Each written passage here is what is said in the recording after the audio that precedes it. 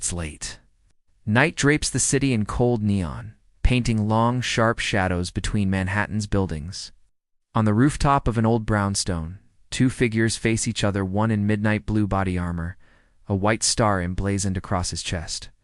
The other, tall, broad-shouldered, draped in a battered trench coat, the iconic white skull glaring from his flak jacket. Both stand still. The air between them is electric. Frank Castle, the Punisher, breaks the silence first. "You undercut me again, Rogers." Low and calm, Captain America doesn't move. Captain America doesn't move. He stands tall, shield on his arm, eyes steady. "This isn't justice, Frank. It's vengeance. It's a difference." Below them, police sirens wail and die in the distance. The warehouse raid is over, henchmen shivering in cuffs below. They're alone, but not unseen. The city itself seems to be watching, waiting. The Punisher tenses. "Save it for someone who cares. When I'm done, they won't get back out. You of all people should know sometimes. Action's the only answer." Captain America's hand tightens on his shield. "We don't kill, Frank." His voice is even measured. "We fight for more than just victory. We fight for what's right." Frank laughs, a bitter rasp.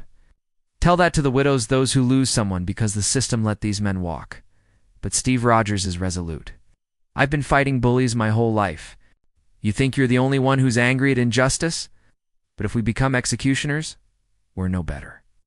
The flag I wear stands for a dream, not a nightmare.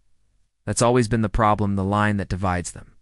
Both are soldiers. Both know violence and its cost. Where Cap sees hopeful possibility, Frank, there only sees hard necessity." Suddenly, Frank moves quick, practiced.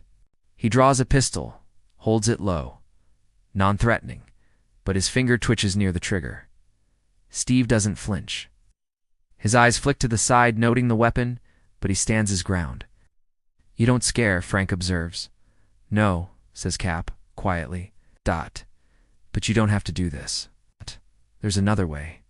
Frank's jaw clenches. His knuckles whiten. "The only way justice gets done is if someone's willing to do what's needed. America taught me that, Steve." Steve shakes his head, agonized but unyielding. "No, America taught me to never give up on people. Even you, Frank, a standoff ideals versus pragmatism. They both know what needs to happen, but their codes forbid compromise."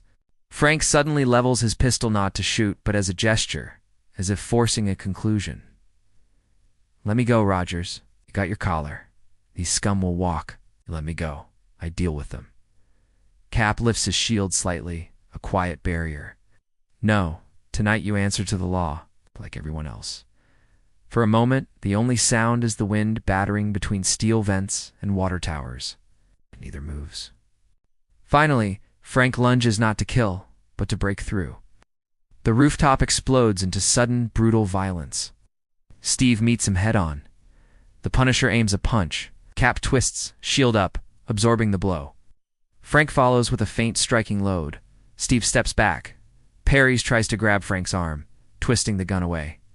The fight is a study in contrast. Frank fights to incapacitate quickly. Ruthless efficiency. Steve fights to subdue, always holding back, not just physically, but morally. Frank's elbow slams into Cap's ribs. Cap absorbs it, knocks Frank's arm aside, and shoves him back, shield first. The gun clatters to the ground. Frank goes down, but just as quickly he pivots, launching himself upward. Cap steps in, knee forward, shield at the ready, a living wall. They grapple, each countering the other's moves. Frank's military training versus Steve's superhuman discipline.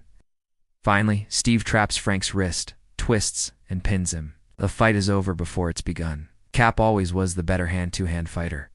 Frank breathes hard, his face inches from the rooftop gravel. He doesn't plead or protest. "They'll walk," he growls. "They might," Steve says, not unsympathetic. "But if I let go of what I believe, I stop being Captain America. It's better than you think." Frank says nothing. The police searchlights sweep the rooftop. Cap helps him to his feet, hands over to the authorities. Frank goes quietly. The city breathes again. Captain America stands tall in the pale blue light of dawn. He's tired but resolute. He knows this isn't the last time he'll face Frank Castle or men like him, because the fight for what's right never truly ends. It only changes form. Tonight, though, the dream of justice stands. Not because it's perfect, but because men like Steve Rogers refuse to let it die.